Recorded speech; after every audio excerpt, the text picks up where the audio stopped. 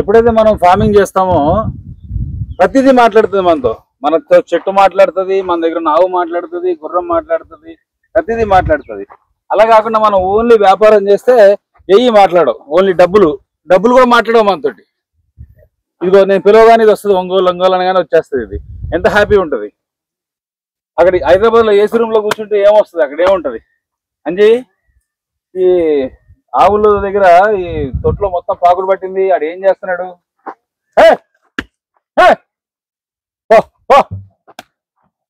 నీళ్లు ఖాళీ చేసి ఆవులు కడిగిపించు.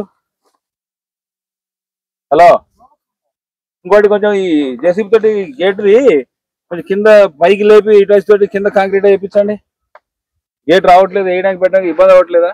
సింపుల్గా ఉండాలి. ఇక్కడికి వచ్చి నేను తాళ్ళు ఒకటి తీసుకోవడం, అది ఒకటి తీసుకోవడం అవసరమా?